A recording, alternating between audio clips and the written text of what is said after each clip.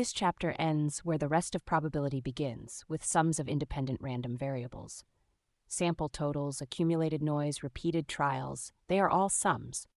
In this video, we compute the distribution of a sum directly by convolving PMFs, then meet the generating function, a transform under which sums of variables become products of functions.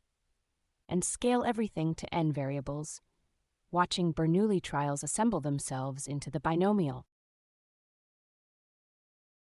What is the PMF of a sum? We answered this once by brute force. For the two dice, the pairs producing each total lie on an anti-diagonal of the joint table.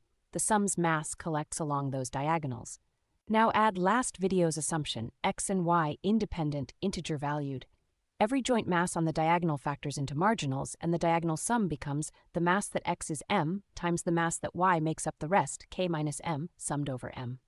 That operation has a name, the discrete convolution of the two PMFs, and a symbol, the star. It is commutative, it is associative, and it answers the question completely. For independent variables, the PMF of the sum is the convolution of the PMFs. It is also, frankly, work, a fresh sum for every value of k, which is exactly why the next idea exists.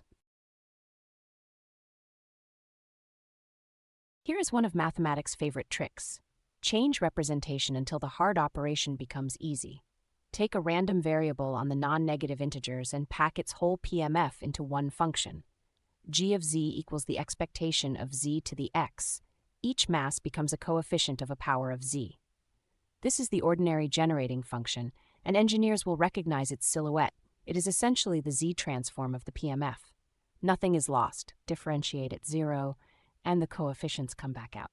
Three generating functions carry this course: a Bernoulli 1 minus p plus pz, a binomial, that same expression, raised to the n, remember that shape, a Poisson e to the lambda times z minus 1. And as a bonus, the function knows its moments. Differentiate at 1, and the mean falls out. Differentiate twice for the second moment, one object, the whole distribution, all its summaries. Now watch the trick pay off. Take independent x and y and ask for the generating function of their sum. Times z to the x plus y is z to the x times z to the y, and the expectation of a product of independent quantities factors by last video's rule. One line, the generating function of a sum is the product of the generating functions. The convolution, all those diagonal sums, has become a multiplication. Try it on two independent Poisson streams with rates alpha and beta. Multiply their generating functions. The exponents add, giving e to the alpha plus beta, z minus 1. That is itself a Poisson generating function, so the merged stream is Poisson with rate alpha plus beta. Two lines, no convolution in sight. And notice the symmetry. When we split a Poisson stream, it stayed Poisson, and merging Poisson streams does too. Thin or combine, the family is closed. Everything extends past pairs. For n random variables, the joint PMF is the probability that all n coordinates hit their values at once. And when the variables are independent, it factors into n marginal terms, just as pairs did. The object to care about is the empirical sum. Sn, the total of n independent draws from one PMF. Build it one variable at a time. Each step convolves in one more copy, so the PMF of Sn is an n-fold convolution. Or transform, the generating function of Sn is g to the power n, one exponent instead of n minus 1 convolutions. Watch it happen. Start from a single Bernoulli trial, 2 bars. Convolve in a second trial, a third, a fourth. The bars spread and hump, and the recursion driving each step is Pascal's rule from the combinatorics chapter.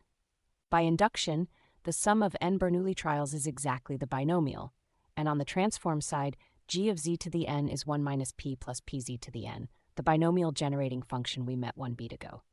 The loop closes from both directions.